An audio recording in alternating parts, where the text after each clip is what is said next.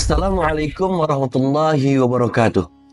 Kalau hari ini kita berbicara tentang kemajuan teknologi, sains, atau pendidikan, kita mungkin langsung teringat dengan Silicon Valley, Harvard, Oxford, atau negara-negara maju yang ada di Eropa.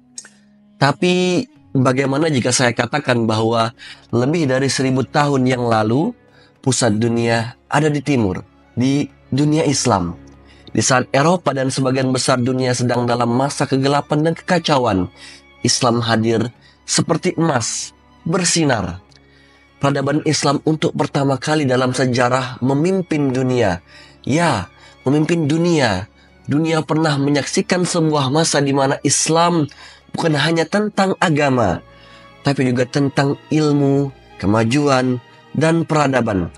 Masa itu dikenal sebagai Golden Age of Islam. Tapi, kenapa bisa hebat? Siapa yang membangunnya? Dan apa yang bisa kita pelajari darinya hari ini? Maka di video ini, kita akan menelusuri bukan hanya sejarahnya, tetapi juga jiwanya. Apa yang membuatnya hebat? Bagaimana peradaban Islam mengubah dunia? Dan kenapa kita melupakannya?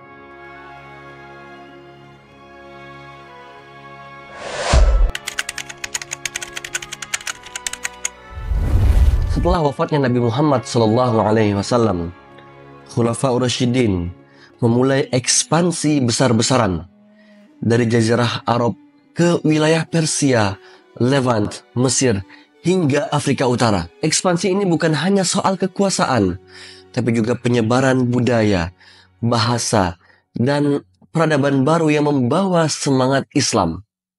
Kemudian setelah berakhirnya masa Khulafaur Rasyidin, Kekhalifahan Umayyah melanjutkan memperluas wilayah hingga ke Spanyol di barat dan ke India di timur.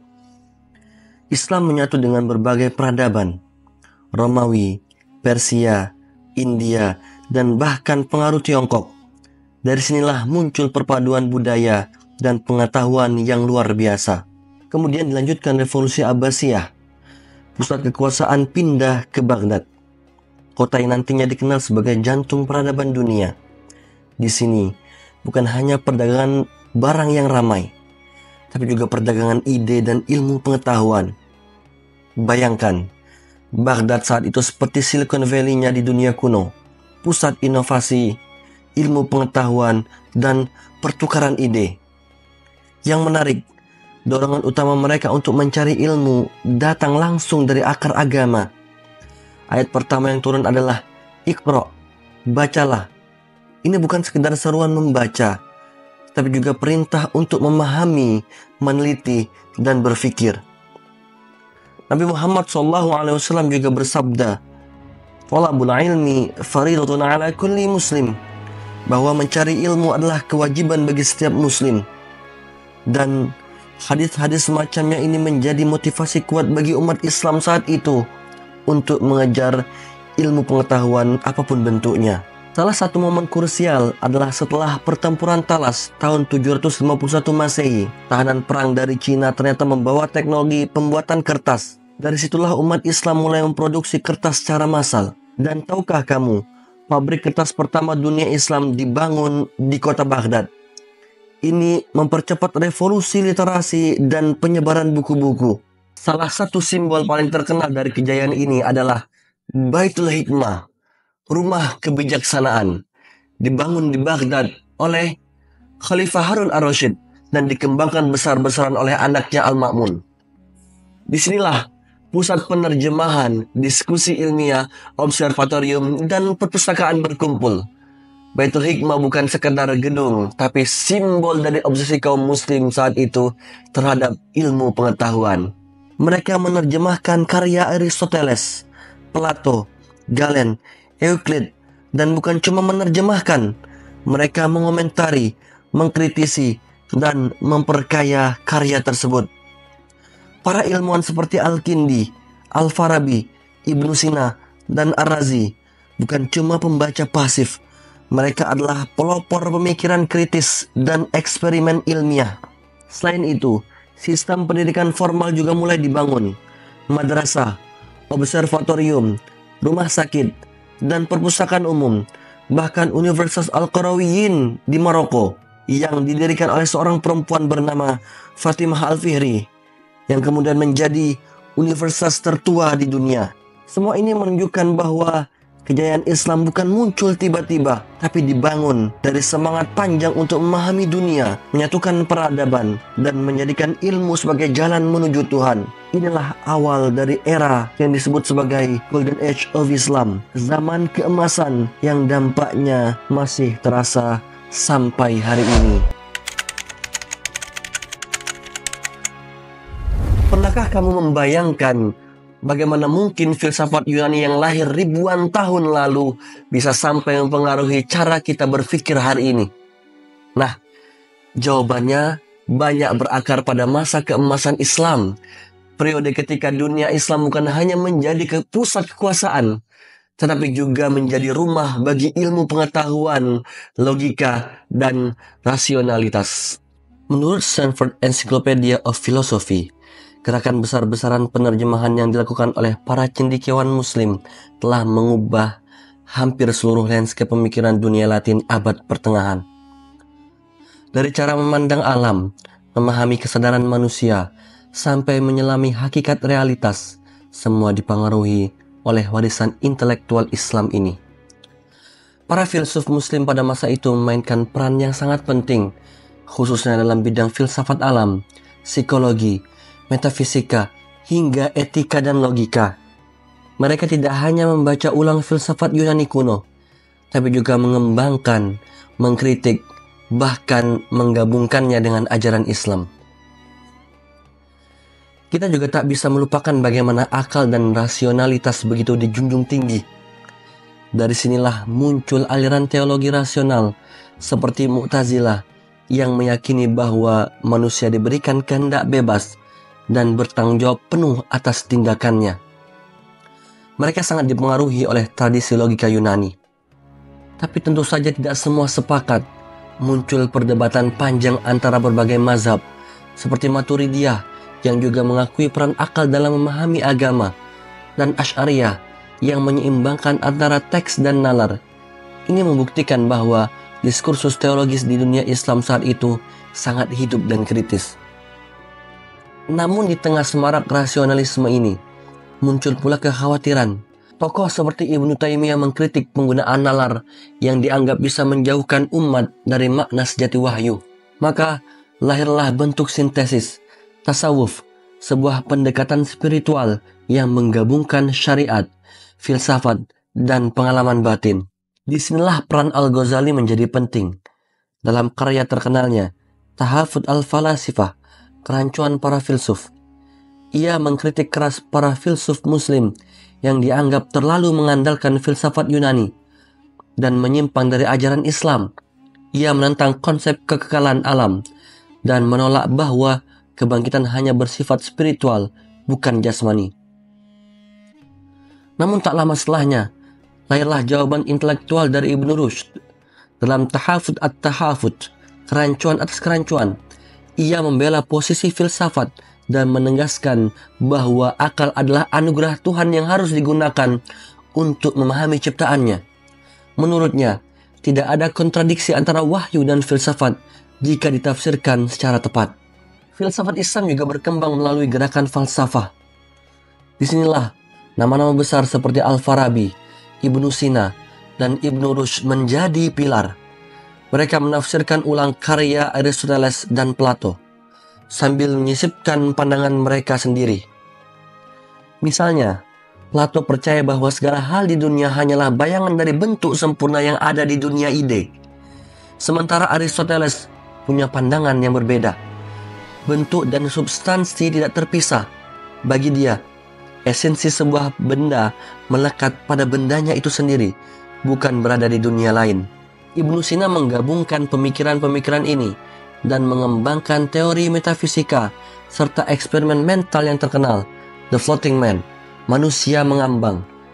Dalam eksperimen ini, seseorang yang tidak memiliki kontak dengan dunia luar, tidak bisa melihat, mendengar, meraba, atau merasakan apapun, tetap akan sadar bahwa ia ada. Ini menurut Ibnu Sina membuktikan eksistensi jiwa yang independen dari tubuh. Konsep ini luar biasa, karena dari sini kita belajar bahwa kesadaran bukan sekedar produk fisik tubuh, tapi sesuatu yang lebih dalam, lebih abadi. Tak hanya berhenti di situ, para pemikir muslim juga mendalami epistemologi, filsafat pengetahuan. Mereka mempertanyakan, dari mana pengetahuan berasal? Bagaimana kita bisa yakin bahwa kita memahami sesuatu? Untuk menjawab ini, para filsuf seperti Ibnu Tufail menulis karya sastra filosofis. Dalam Hai Ibnu Yaqzon, digambarkan seorang anak yang tumbuh sendirian di pulau terpencil, tanpa guru, tanpa masyarakat, tapi lewat observasi dan akal semata, dia sampai pada kesimpulan tentang Tuhan, alam semesta, dan eksistensinya sendiri. Novel serupa ditulis oleh Ibnu Nafis lewat Risalah Kamiliyah fi Sayri Nubuwah, teologus autodidaktus, dengan pesan serupa bahwa akal dan wahyu bisa bersatu padu dalam membawa manusia pada kebenaran. Karya-karya ini tidak hanya menjadi jembatan antara pemikiran klasik dan dunia modern, tapi juga membentuk dasar dari apa yang kemudian kita kenal sebagai Renaissance, masa pencerahan Eropa. Warisan filsafat dari dunia Islam ini menyentuh Barat jauh lebih dalam daripada yang sering kita kira.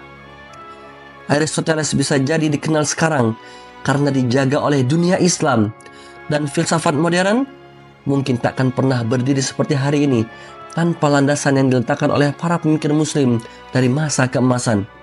Bayangkan, jika warisan itu tidak ada, mungkin peradaban kita akan tertinggal ratusan tahun dari yang kita capai sekarang. Di masa Yunani kuno, diskusi soal ilmu pengetahuan sudah jadi makanan sehari-hari para filsuf. Nama seperti Aristoteles mungkin sudah nggak asing lagi nih, terutama dalam hal metode deduktif dan induktif. Tapi yang sering dilupakan orang adalah bahwa fondasi dari metode ilmiah modern yang kita kenal sekarang bukan berhenti di Yunani saja. Ia berkembang jauh lebih matang di dunia Islam abad pertengahan. Salah satu tokoh kunci adalah Ibnu Haytham atau Al-Hasin dalam istilah barat. Ia tidak cuma berpikir, tapi juga menguji. Ia menggabungkan logika rasional dengan eksperimen langsung, dan ini jauh sebelum istilah metode ilmiah populer di Eropa. Ibnu Haytham percaya, kebenaran itu ada, tapi tidak mudah ditemukan. Karena itu, dia melakukan observasi, skeptis terhadap asumsi, dan selalu mengulang eksperimen biar hasilnya tidak bias. Ia menyarankan untuk melihat rata-rata hasil eksperimen, karena kesalahan bisa terjadi di mana-mana. Dan inilah pondasi dari metode ilmiah modern, objektif, berulang, dan berbasis data. Di sisi lain, Ibnu Sina atau Avicenna bukan cuma ahli filsafat, ia adalah pionir dunia medis. Dalam bukunya Canon of Medicine, ia menggabungkan teori medis Yunani dengan pengamatan klinis. Salah satu inovasinya, ia menyusun aturan ilmiah dalam menguji obat-obatan. Efek obat harus konsisten dan bisa diulang persis seperti clinical trial di zaman sekarang.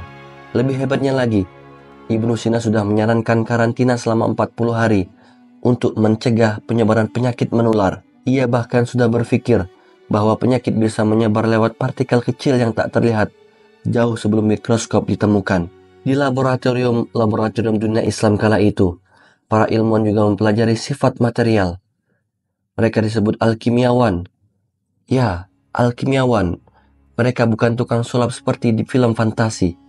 Mereka bekerja berdasarkan gagasan bahwa segala sesuatu tersusun atas 4 elemen: tanah, air, udara, dan api. Masing-masing punya sifat panas, dingin, basah, dan kering. Salah satu tokohnya, yaitu Jabir ibnu Hayyan, mencoba untuk menyusun logam bumi dengan model Aristotelian. Ia bahkan percaya logam bisa diubah seperti besi menjadi emas lewat yang disebut batu filsuf. Meskipun banyak teorinya yang akhirnya dianggap salah, tapi dari sinilah kimia modern itu muncul. Lalu ada Ar-Razi, seorang dokter dan filsuf yang mengamati sistem saraf. Ia menyatakan bahwa saraf punya dua fungsi utama, mengendalikan gerak dan menyampaikan sensasi. Ia menggunakan pengetahuan anatomi untuk menghubungkan lokasi cedera dengan efek klinis, sebuah langkah maju dalam neurologi. Di bidang biologi dan epistemologi ilmu tentang pengetahuan, ilmuwan seperti Ibnu Tufail dan Ibnu Nafis juga memainkan peran penting. Mereka menulis novel filosofis seperti Hai Ibnu Yaqzon dan Theologus Autodidactus yang menceritakan manusia yang belajar tentang dunia, Tuhan, dan kebenaran hanya dari pengamatan sendiri di pulau terpencil. Lewat cerita, mereka menyampaikan pesan bahwa akal dan wahyu bisa jalan semua. Pemikiran ini bukan hanya memperluas cakrawala dunia Islam, tapi juga meletakkan dasar bagi peradaban dunia. Tanpa kontribusi para ilmuwan muslim ini, sains, filsafat, bahkan metode eksperimen yang kita pelajari di sekolah mungkin tidak akan sampai seperti sekarang. Peradaban Islam adalah jembatan emas antara dunia kuno dan dunia modern. Para pemikir ini adalah para penjaga jembatan itu.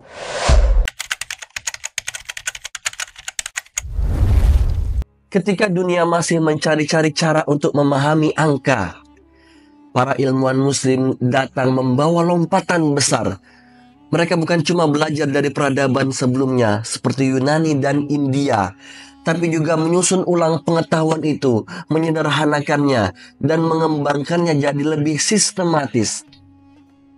Fokus mereka adalah aritmatika dan aljabar, dua pilar yang hingga kini masih kita gunakan di sekolah dan universitas.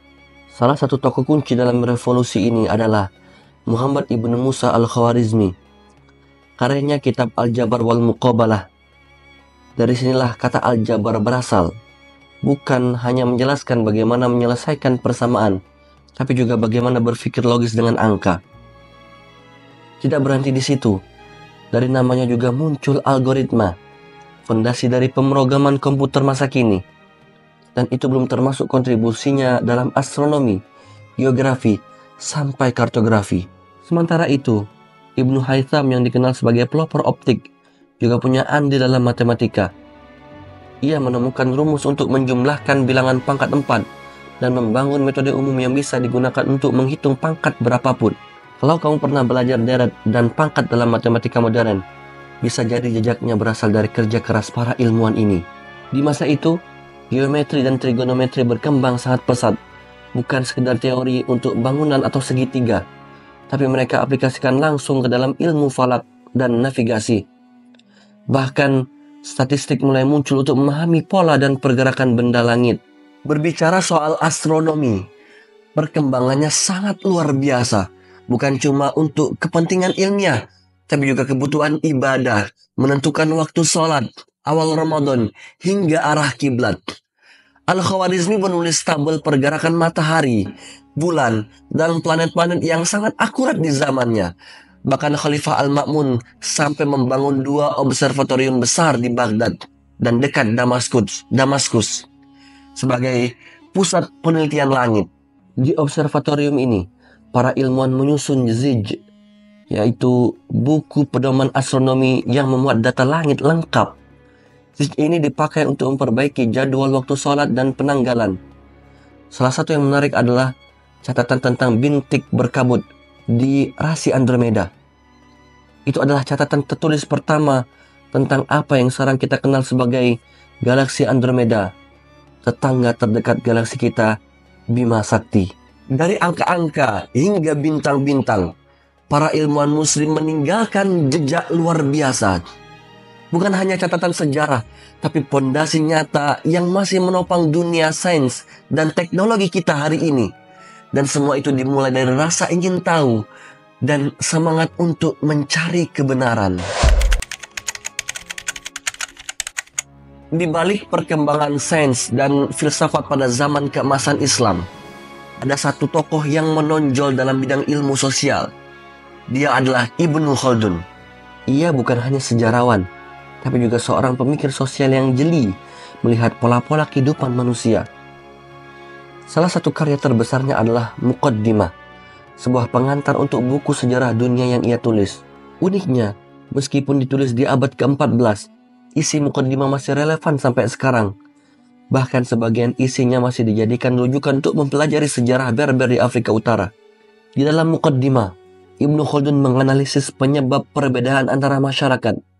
Ia menelaah faktor-faktor sosial, politik, ekonomi, bahkan psikologis yang memengaruhi budaya dan perkembangan suatu peradaban.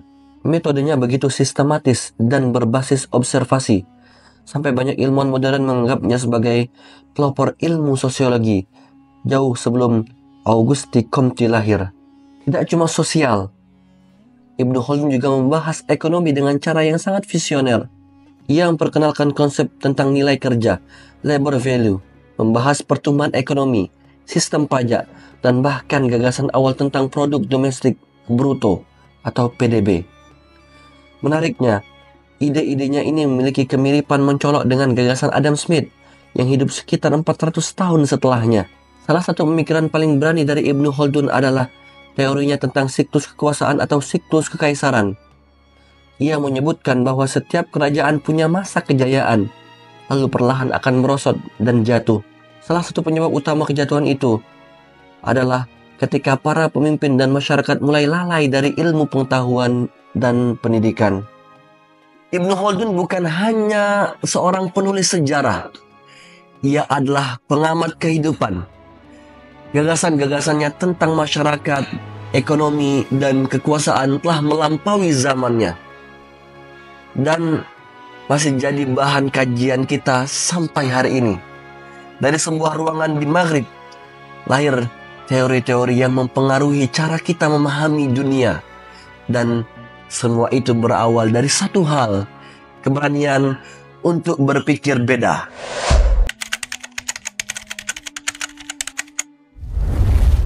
Ibnu Khaldun pernah berkata bahwa setiap peradaban punya siklus hidup dari lahir, berkembang, mencapai puncak, lalu menurun, dan akhirnya runtuh. Teori ini tampak begitu nyata dalam sejarah Khalifah An-Nabasiyah. Setelah berabad-abad memimpin kemajuan ilmu pengetahuan, sastra, dan filsafat, kekuasaan Abbasiyah perlahan melemah. Bersamaan dengan itu, cahaya zaman keemasan Islam pun mulai meredup. Penurunan ini bukanlah hasil dari satu penyebab tunggal. Ada kombinasi faktor ekonomi, politik, dan sosial yang saling berkaitan. Berkurangnya dukungan politik terhadap dunia keilmuan, tekanan ekonomi, dan perpecahan internal membuat para ilmuwan kesulitan melanjutkan penelitian. Namun pukulan paling fatal datang dari luar. Pada tahun 1258, pasukan Mongol menyerbu Baghdad. Kota yang dulunya menjadi pusat ilmu pengetahuan dunia itu dihancurkan habis-habisan. Perpustakaan, observatorium, lembaga riset, semuanya lenyap dalam satu tragedi. Infrastruktur runtuh, perdagangan, pertanian, dan produksi intelektual lumpuh total. Setelah tragedi itu, dunia Islam terpecah-pecah. Kekaisaran seperti Ilkhanid dan Timurid silih berganti, bangkit dan tumbang. Di barat, Muslim terusir dari semenanjung Iberia dalam gerakan Reconquista. Di Afrika Utara, meski kaya sumber daya alam, ketidakstabilan politik terus bergejolak. Meski begitu, harapan belum sepenuhnya padam. Muncul kekaisaran baru seperti Safavid di Iran, Mughal di India, dan Ottoman di Anatolia. Mereka mendanai seni, teknologi, arsitektur, dan sastra. Tapi dunia telah berubah. Jalur perdagangan bergeser. Eropa bangkit lewat Renaissance dan penemuan jalur laut ke India dan dunia baru. Akibatnya, wilayah Islam kehilangan posisi strategisnya dalam ekonomi global. Pergerakan ini mempercepat apa yang disebut para sejarawan sebagai Great Divergence. Ketika Eropa mulai melaju cepat dalam inovasi dan sains, sementara dunia Islam tertinggal. Sekitar tahun 1700-an, ketidakstabilan kedua mulai terjadi. Kekaisaran Safavid di Iran, Mughal, dan Ottoman mengalami kemunduran, dan sekitar tahun 1800-an kolonialisme Eropa memperparah keadaan. Kekaisaran-kekaisaran Muslim kehilangan kemampuan untuk mendanai riset dan inovasi. Satu demi satu institusi ilmiah menghilang, digantikan oleh pemerintahan kolonial yang lebih tertarik pada eksploitasi daripada pencapaian intelektual. Dari berdirinya Baghdad pada tahun 762 hingga kehancurannya di tahun 1258. Zaman keemasan Islam menorehkan warisan yang luar biasa. Bidang matematika, kedokteran, astronomi, sastra, filsafat, semuanya berkembang pesat di tangan para ilmuwan muslim. Namun, seperti semua peradaban besar, masa keemasan itu pun menemui akhirnya. Meskipun demikian, pengaruhnya masih terasa hingga hari ini. Bahkan bisa dibilang, tanpa masa itu, Eropa mungkin tidak pernah mengalami pencerahan. Dan dunia modern seperti yang kita kenal sekarang mungkin tidak akan pernah ada. Zaman keemasan Islam mungkin telah berlalu, tapi sinarnya masih menerangi sejarah umat manusia. Jika kalian suka dengan video ini, jangan lupa like, subscribe. Wassalamualaikum warahmatullahi wabarakatuh.